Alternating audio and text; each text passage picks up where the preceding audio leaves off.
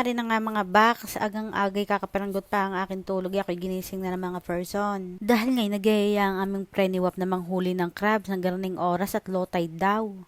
At dahil nga kami bahiti din, wala kaming pambili ng ulam, ay pinatulan na namin ang trip ng aming besiwap na are. Kaya tara na. Let's go, Tokiding!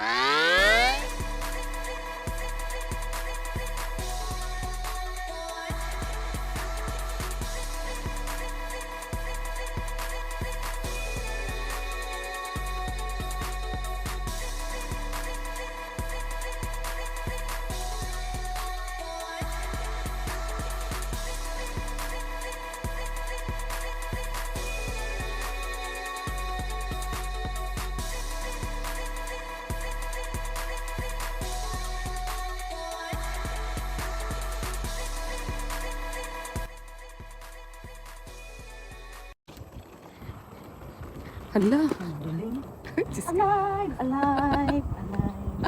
My Jesus is alive, alive forevermore. Sing hallelujah, sing hallelujah. Paakyatan na. My Jesus is alive. Hala. Nakakatakot naman din eh. Eh, may mga motor din.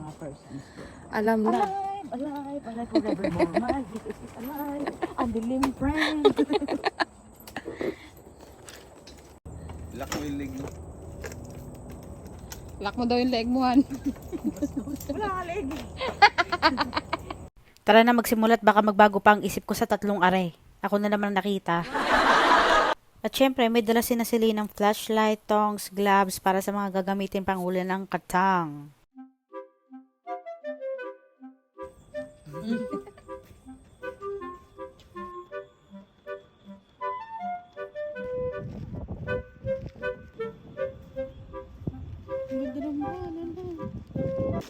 Habang malaki-laking plastic para ano, yung kasya yung dolphin.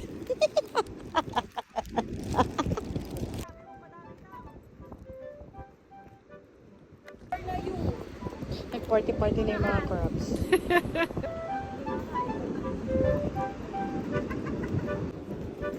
Nag-party-party na yung mga crabs, yung flashlight natin.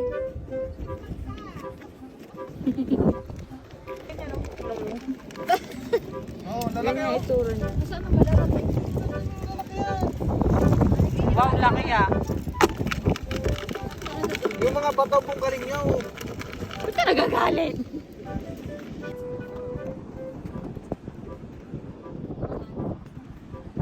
Ano? 10 taon na wala kang nakuhuli.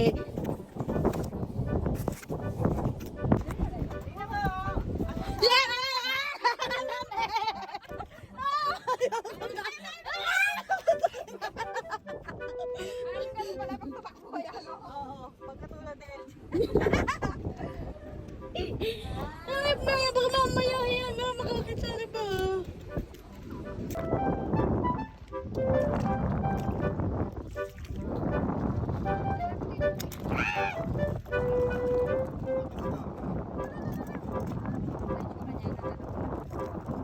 Ay, kaya ka pala, dapat pala. Hala, matagal yung sipit niya. Oh. Ay. Ang sakit, ayokong mag-gloves. Naipit ka niya? Dapat pala 2 gloves. Kunin ko yung ipit niya. Nagpapalaban siya. Bilis.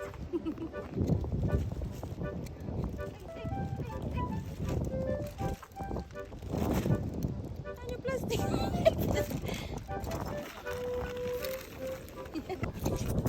Ari, ano, dali. Ayoko na niya.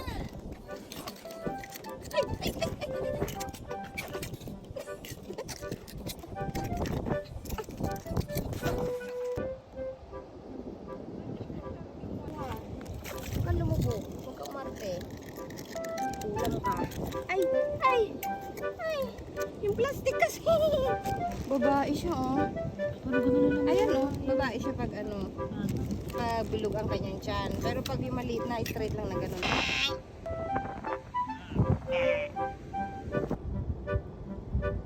Ganda ng kulay niya. Hindi siya makahinga. Ay, mura ka na. Ay. Meron.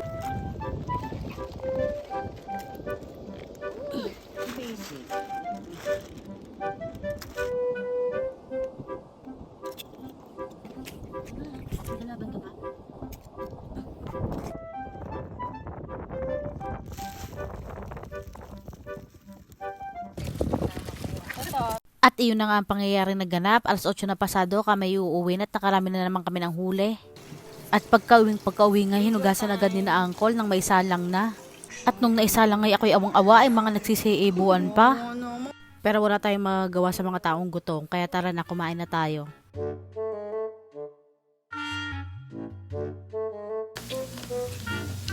Maway naman kanina lang, hindi hinahabol-habol kita.